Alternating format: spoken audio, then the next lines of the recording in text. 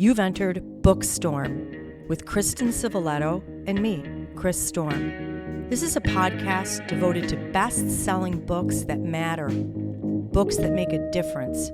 We're diving down deep with beloved authors about their stories. We're exposing hot-button topics and heartfelt themes, the issues that affect each of us in our own lives, as siblings, parents, partners, friends, as human beings.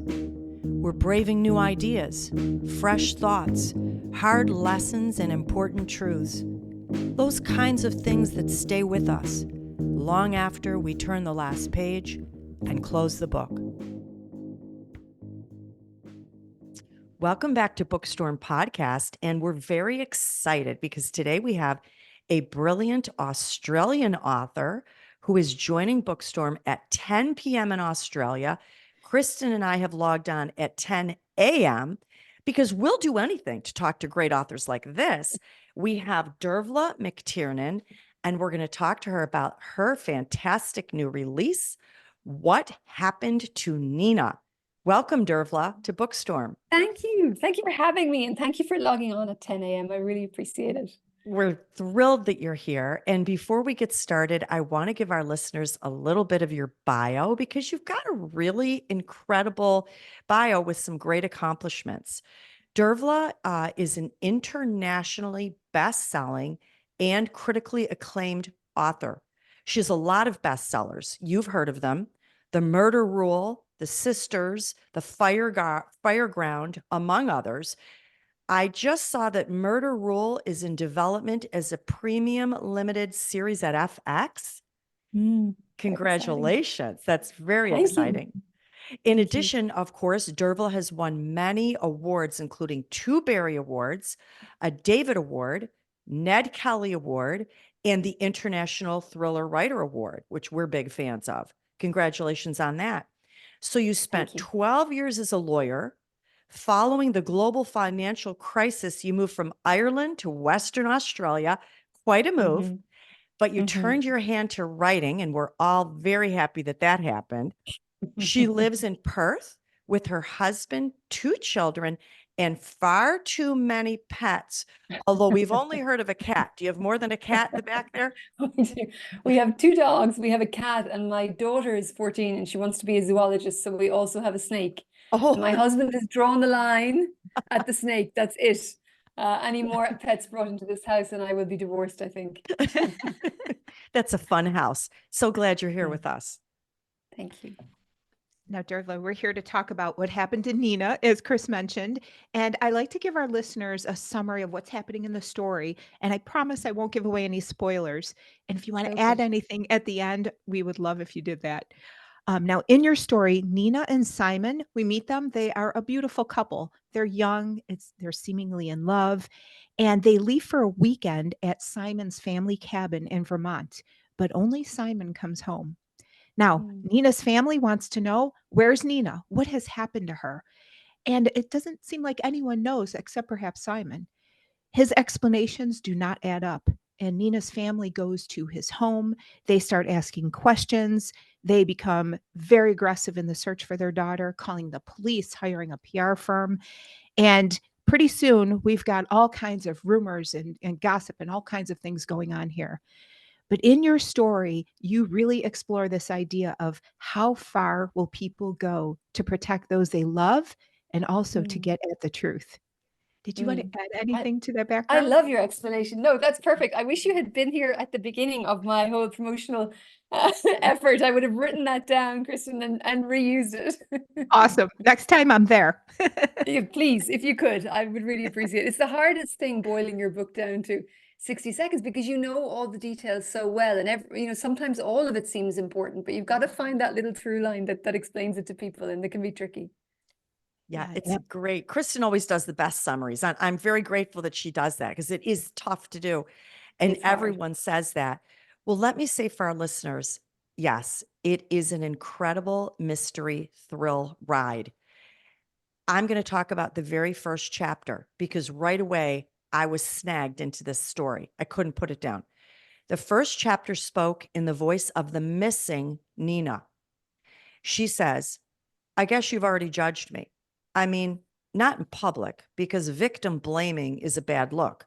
But in the privacy of your head, some quiet part of you thinks I was weak or stupid or both. Maybe you think if I just stood up for myself, if I just walked away, everything would be okay. Wow.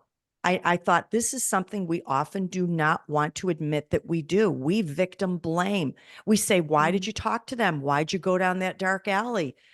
As the author, why do we blame the victim? And does it make the solving of the crime easier if we do? Or maybe it makes us feel safer because we think we wouldn't make those mistakes. I think it's the latter, Chris. I don't think it makes solving the crime easier, but I definitely think it makes us feel safer. And I think that's the reason behind a lot of victim blaming. That's the reason we ask that question. Oh, really, did she walk by herself to the car park at 9 o'clock? And, people used to ask questions, what was she wearing? I mean, come on, what was she wearing? As if that's in any way relevant.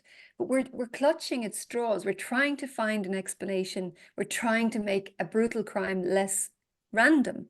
Because if something is truly random and if there's no one to blame, then that means it can happen to us and it can happen to the people we love.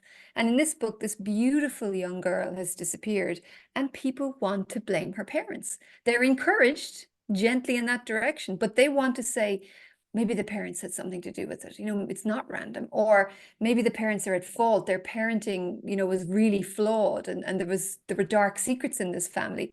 Because if you can find an explanation, it just makes us feel a little bit safer. Mhm. I didn't realize that we did that so much. And maybe also we love the drama of creating our own little more dramatic, suspenseful, mysterious story than the real one. But I said, okay, even if you were a young woman wearing a swimsuit down a dark alley, it still doesn't give anyone the right to attack you. It's And it crazy. doesn't explain it because, at the end of the day, a young woman, as you say, could be wearing a bikini at 11 o'clock at night in a dark alley, and a good person will either walk by or try to help them. It doesn't, attacks happen because attackers want to attack. It's got nothing to do with what we're wearing or where we are. But, there is this human instinct to find an explanation because the randomness is scary. So true. Dervla, I want to ask you, for parents, there's always going to be a time when we realize our children may have done something wrong. And there's a scene in your story where a parent, and I'm not going to say which one, knows that her child is lying. She sees a tell, she gets a very sinking feeling. And our first instincts are to protect our children when we find out that they may have done something or been involved in something they shouldn't have. How can we best balance our responsibilities to protect our children with our responsibilities to others? Gosh, I think it starts really early. The first time you get a phone call from daycare telling you that your child may have used, for example, inappropriate language, and you have to think, oh, where could they have heard that? And perhaps you might need to change your own behavior and teach them not to use the language. And that's just a normal parenting response. But we've all known the parent who, for some reason, and it can be difficult to understand, they just cannot ever accept that their child could be at fault. And so as soon as there's a suggestion that their child made a mistake or did something wrong, they go into full mama bear, papa bear mode and they go on the attack. And of course, that's terribly counterproductive because the child never learns consequences or boundaries and it just stores up trouble. In fairness, in this situation, I don't think that's what's happening with Simon's parents. The reality is his beautiful girlfriend has disappeared. She hasn't come home. And people are starting to suggest that he had something to do with it. So this is not a minor accusation. This is a really serious accusation. And they know their son, the same way we know our kid. They absolutely know that there is no way that he could ever have anything to do with this. They know it to their souls, to the core bottom of their feet, And with that belief then comes the natural next step. If your innocent child is accused of something that this accusation alone could destroy their life, even if they're never charged with anything, what would you do? And I think most of us would go into that overprotective mode and almost justify any behavior because your innocent child has been accused. And if a crack comes at some point where you have to start to wonder, was I wrong? Could I be wrong? I'm not sure how willing people are to open their eyes to those cracks and doubts. I think I really wanted to explore that natural human reaction, you know, of a terrible accusation and what we would really do if it happened in real life. Yeah, that's an excellent distinction too, that when it's a matter of life and death, it's a lot more of a gray area, but the burden and responsibility is even larger, I think, ethically. And, Mm, and I 100%. love what you said too about going back to the youngest years, because everybody who has kids, you're going to hear from a teacher that your child has done something. And with my 4 kids, I took this whole approach of, I'm not going to automatically believe my children. I'm going to Yes. listen and investigate. And I told my kids that right from the beginning. I believe in you as a person, but we've got to face facts and reality and take responsibility. So And it's really, such a tricky balancing act because you want, you know, part of helping your child grow in character is having faith in in what they tell you and trusting them. But at the same time, kids are kids, and under certain kind of pressure, they and a little bit of exaggeration, we kind of form memories sometimes looking back that aren't quite accurate. You have to be willing to be open to the fact that they maybe crossed the line or did something wrong, and then teach them how to deal with that. But it yes. isn't always easy to get it right. And aren't we selfish a little? Because we think if our child is running around the playground pushing everyone, everyone's going to think we're a bad parent. Yeah. Or even in the teen years, like we want them to be good because we're the best parent. Same thing with kids. Yeah. Kids don't want to admit their parents are horrible because that they come from that parent. And then what Yeah. does that say about them? Families are That's so tricky. interesting. Yeah, I was talking to someone today about from the parenting point of view, how this generational change in parenting, and I think we do really sort of, you know, see that we see ourselves reflected in our child publicly. So we really see our child's behavior as kind of part of us and our social standing, which I think is kind of dangerous. But I do think you're right. I think kids also see them, you know, that their parents' behavior reflected in them, and they're very conscious of that. I hadn't really considered that before now. Interesting. I want to talk a little bit about the media because the public gravitates towards sensational stories. We saw it in your book, and one of the characters actually explained it. They came out and said, number one, the public wants to feel like they're in the know, like they're smarter than someone else. Number two, they want to have the latest twist or little bit of information that they can pull out when their smart ass brother, sister, friend, or colleague starts to talk. I thought this is so true. This is why we love these sensational stories. It doesn't matter if that story is true or not. As the writer of this story, in which the media played a significant role as an influencer, how does the media help or hinder an investigation? Look, I think we've all seen cases where the media has been helpful. You know, a lot of media attention draws a lot of eyes, and sometimes it'll bring out a witness who might have seen something or might know something that they didn't know was relevant to the crime until all of the stories blew up. So we've definitely seen that happen. And we've even seen sort of amateur investigators genuinely contribute to finding the truth, for sure. But I think that those cases are the minority. And in the majority of cases, a lot of the time, all of this speculation is dangerous and hurtful. I think there's been a blurring of lines between documentary, you know, and, you know, really high journalistic standard podcasting, where they really look at fact checking, and sort of a kind of a true crime entertainment where it's almost presented like reality TV. And we're really encouraged to treat it like reality TV, to, you know, to join each other over a cup of coffee the next day and go, oh my God, did you see last night's episode? I'm sure it was the uncle.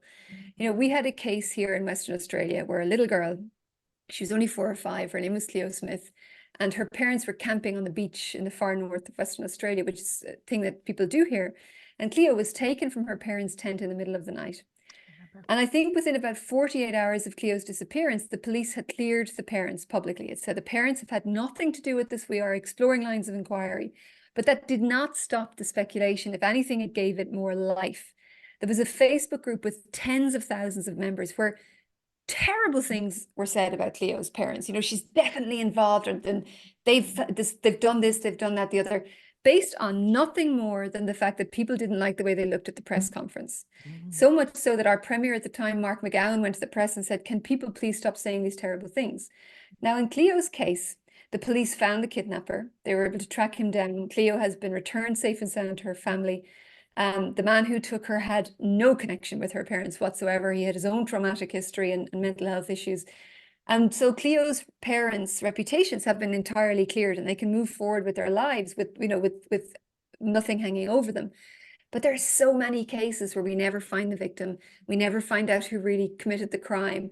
And all of this speculation follows people forever. You could Google somebody's name, and the first thing that might come up would be a whole Facebook thread where people are speculating that he killed his niece or something. And it's all treated like it's just fiction. And we're encouraged to think about it like that way because it's packaged up for us in the same way, with the same sound bites and little snappy bits of music, but it isn't fiction. And I think, like with so much of online conversation, I think we probably need to just take a second and just kind of look at what people are saying. The fact that everybody else is saying it kind of normalizes it and makes it feel very normal for us. I think we all need to kind of reintroduce our filters again and say, do I want to be part of this? Would I actually say this on the street? Would I feel comfortable with this? Would I have felt comfortable with it 5 years ago? And maybe pull back and be a little bit more, considered in what we say. That's very wise of you to say that. Let's take it a step further. You could actually have a court case and be found innocent in a trial, and still the public believes that you're guilty, which we've seen throughout history. Do you think it's this degree of separation because we have anonymity on social media that we feel free that we can say things? I think this to myself sometimes. When I'm in a car, I may beep at someone, maybe yell at somebody who cuts me off. However, if I was in a food grocery store and someone cut me off with their shopping cart, I wouldn't be doing that to them because we're face to face. So do we have courage because we can hide behind that television screen or computer screen or iPhone? Absolutely. And I did a lot of research on this when I was writing the book, in particular into sort of outrage culture online and what drives it. So the thinking is that it's really status related. So seeking status and earning a position of status in society is an evolutionary thing. We're all primed to do that. And looking down on someone, feeling that small moral superiority gives us a little tiny boost of sort of dopamine. It makes us feel better about ourselves for a very short few seconds, not for very long, but it does. So if someone puts a post up in the morning, and we have to remember that there are influencers out there who are literally making their living posting these things. So they're sitting up in the morning going, what's my Friday post going to be? Okay, I could post something understanding about this true crime case and I'll get 10 comments. Or I could post something that's kind of suggestive that I know something, that the mother might be involved. That's going to get 2,000 comments and I will get a bigger payment and I'll be able to pay my rent. So there's a major motivation anyway behind that sort of stuff. Secondly, the algorithm feeds us what we respond to. So it's for feeding sort of our lowest instinct, if you like. The thing that feeds the outrage is feeding our outrage, and it becomes this kind of vicious circle. And then the other side of it, which is something I kind of mentioned earlier, is the normalization factor. So they really have done studies seeing how quickly things become normalized. So I think we've all seen a shift. If we look at what we would have put on Facebook or Instagram or anywhere 5 years ago versus what we see now, 5 years ago, someone could put up a post and we would turn to our friend and say, oh my God, I can't believe she said that. And if the same post went up today, we wouldn't even blink. So it's just something about seeing everything shift together. We just get used to it and it feels normal, which is why I think, and it's not easy to do because it's all happening quite subtly. We're not really aware of it, but I do think we kind of need to become a bit more conscious of it and just take a second to step back and go, is this me? Do I want to, do I really agree with what I'm about to post here? Maybe I should reconsider and not feed the beast. I like that. Definitely. Yeah. In fact, it's perfectly illustrated by the apologies being issued to Princess Kate this week by a number of celebrities who were feeding the beast and feeding into those rumors. And, maybe now there's a little bit more of accountability. It's the first time I've seen that actually in a long time. Yeah, agreed completely. First time I've seen it as well. And I do hope it prompts us to kind of just give it a little bit of extra thought. I mean, it's very difficult because the algorithm does feed it and it makes it harder to kind of push the other direction if all you're seeing is the same kind of thing. But I think if more of us just become a bit more conscious, maybe over time, it will shift the story. Yes. Now, Dervla, I want to ask you about something else. Your story highlighted the strain on marriages when couples are just pushed to the brink. And here we saw where spouses were trying to unite. And again, I'm not going to give away anything, but they maybe reacted to situations very differently. And I Mm, wanted to ask you, when we're responding to things out of anger or fear, it's very hard on a marriage and on a relationship. yeah. Can you comment on that theme in the story? Absolutely. I mean, look, for me, this story was always going to be about the parents, really, despite the title of the book. It's not so much about what happened to Nina, it's more about what happens with the parents afterwards. I always saw them as, two couples, Nina's parents, Simon's parents. They're going on with their ordinary everyday lives, with their everyday joys and everyday stresses. And then this bomb goes off in the middle of their lives. And that bomb is Nina's disappearance. And from the moment that happens, they're not living in the same world that you and I are living in really anymore. They're living in a kind of a heightened reality with the spotlight of all this media attention on them. And they each take one little step off the path, and they each do something that maybe you and I might not do, but that I think is reasonable in the circumstances. But when they take that step, when Leanne takes a step, it provokes a response from Simon's mother. And that provokes a response from Nina's dad, which provokes a response from Simon's father. And from the moment Nina disappears, both sets of parents are engaged in this kind of path of mutual destruction. And only a week goes by in the course of this story. But I think by the end of the week, if you asked any of them, Leanne or Andy or Rory or Jamie, if they recognize themselves, 1 week later, I don't think they would. And so that was the story I wanted to write. In terms of their relationships, I think one couple pulls together closer and another couple doesn't, but you have to read the book to figure out who's who. Yeah. And I was struck by the bargains, so to speak, that these couples were each making with one another, the things they were agreeing to give up or not give up. Mm, And I thought that is so true in relationships. There's a lot of reasons why people stay together, and it may not yeah. always be love. It may not So, always be love, for sure. And there's definitely some complicated relationships going on there, and more complicated in a way by the end. I wanted Nina's disappearance in a way to expose some positives, but also some negatives. I mean, when we meet Jamie, Jamie is this very beautiful younger woman, and she really doesn't believe that her husband loves her. In her own mind, their relationship is somewhat transactional. I think in the course of the story, well, I certainly feel like it isn't really like that. Her husband's just not very good at expressing how he feels. Unfortunately, they're not really in the best circumstances to kind of repair their history, so I'm not sure it quite works out for them. yeah. Well, first of all, we have loved diving into this book with you. But before we let you go, Dervla, can you give us a little bit of a clue what's on your radar, what's coming next? Oh my God, I'm working so flat out right now. I can't even tell you. I am finishing a book which is due to go to my publisher on the 15th of April. I'm not allowed to say what it is because they're making an official announcement soon. And then I have another book that is raring to go after that I've got a basic early outline on that I need to deliver by the end of the year. And there are two film development projects kind of in various stages at the moment that I'm in discussions on. And so there's just a lot going on right now, but it's all really exciting and really fun. And every day I pinch myself and I can't believe that this is my job and that I get to tell stories for a living. It's the best. How wonderful. That sure is, especially as a recovering lawyer. So I'm going Yes. to. Love that term. Now, I know our readers will want to connect with you. So I'd like to tell them how. You have a beautiful website. They can find you there. You are on Mhm. Facebook, you are on X, on Instagram. And again, we hope that you come back and talk about your new projects that you have coming down the pipe. We are so excited for you, but we want to thank you for coming and joining us today. Thank you so much for your time. I so appreciate it. You're very Now, good. now go to bed now. It's like Yeah. 11 Yes, I p.m. will. Good night. Good Take night. care. Bye, guys. Good night. Bye-bye. Bye. That was a lot of fun talking with Dervla. Boy, Kristen, there's a lot of hot topics, but one hits me the strongest. I'm just going to say it. Bad eggs. We call them bad eggs. Kids who are bad. There are bad kids out there. And parents protect those bad kids in a lot of ways. While she's explaining that to me, I'm thinking, I could only imagine being a teacher and the stories that maybe they have to tell. going through all school grades of how they're trying to reform some of these kids. Okay, so let me ask you this. Do you think that certain people are, let's say, bad because they're born that way or because of nurture? They've been raised in a family where they have learned that behavior. Maybe it's both. Yeah, and I also think that nowadays social media plays a huge role in shaping the way our children respond to things.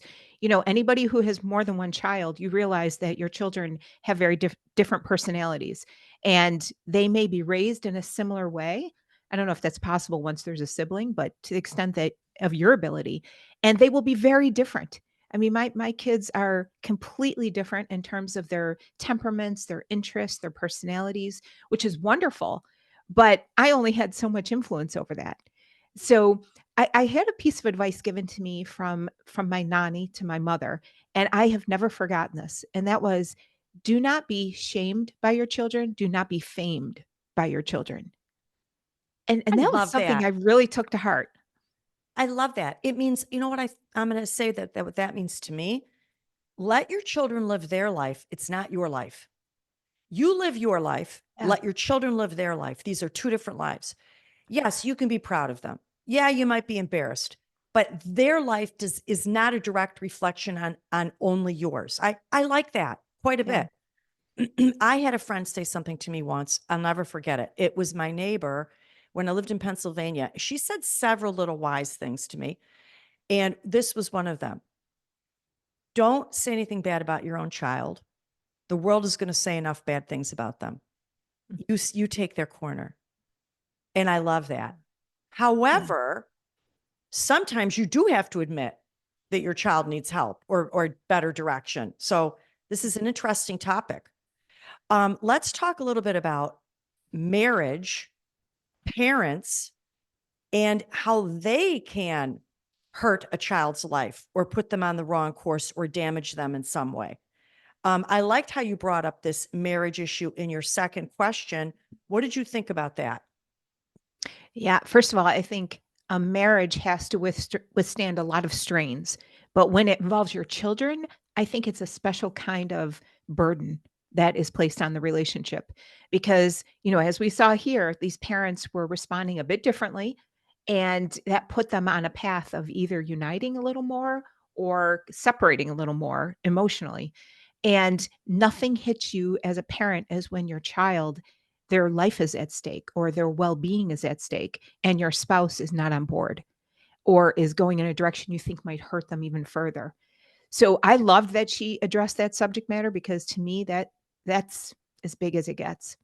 And that you brought up a good point. So we have a lot of different types of problems in this world.